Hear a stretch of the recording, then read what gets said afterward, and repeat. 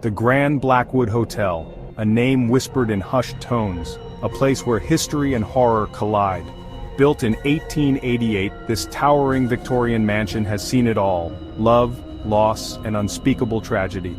Guests have reported cold touches, disembodied voices, and shadowy figures lurking in the halls. Some dismissed these stories as overactive imaginations.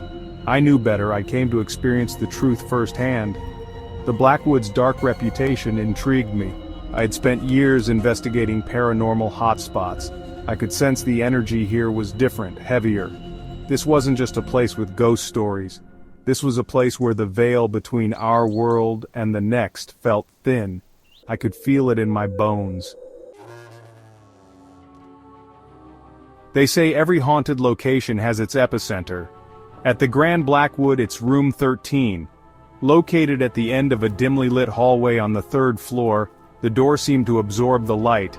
It felt less like an entrance, and more like a gaping maw. The air inside was stagnant, heavy with the weight of unseen eyes. The smell of damp wood and dust filled my nostrils. The furniture, draped in white sheets, resembled ghostly apparitions. It felt as though the room itself was watching, waiting for me to let my guard down. As I set up my equipment, the temperature plummeted. A bone-chilling cold settled over me. My breath appeared in ragged puffs. The hair on the back of my neck stood on end. I was being watched. I turned on my EMF reader. The air crackled with energy. The needle jumped erratically, signaling a surge in electromagnetic activity. Something was trying to communicate. Something angry. The air grew thick with dread. I felt a presence cold and oppressive bearing down on me. It was as if 1,000 eyes were watching my every move.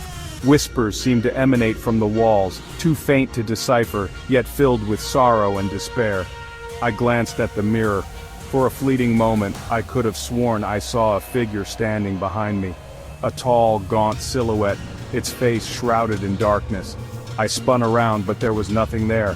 A cold shiver ran down my spine. I was not alone. Section 5. Why we fear the shadows.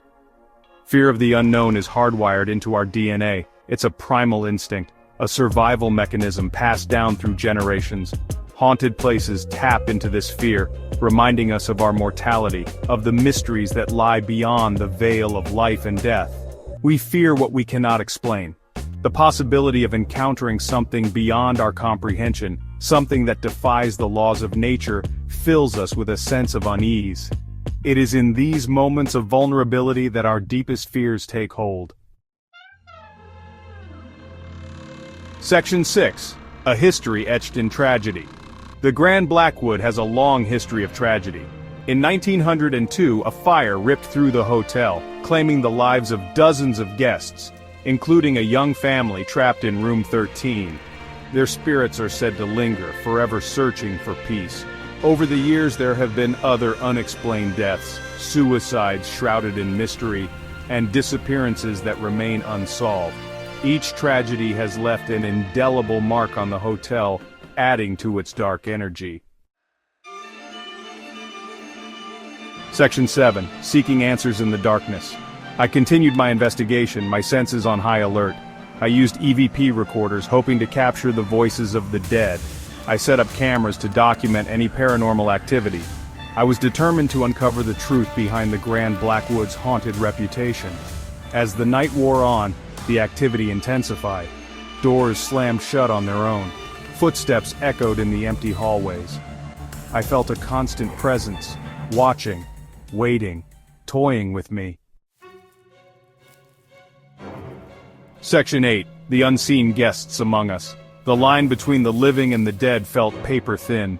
I could sense the spirits of those who had perished within these walls. Their energy was palpable, their sorrow a tangible weight in the air. They were trapped, unable to move on, bound to the hotel by their unfinished business, their pain, their anger. I could feel their despair, their longing for peace. Section 9. A night in the cold embrace of history. As dawn approached, the activity subsided. The spirits retreated to the shadows, leaving behind an eerie silence. I emerged from the Grand Blackwood Hotel, forever changed by my experience. The hotel is more than just a collection of bricks and mortar. It is a repository of memories, of lives lived and lost. It is a place where the veil between our world and the next is thin, where the past and present collide, and I will never forget the night I spent in its cold embrace.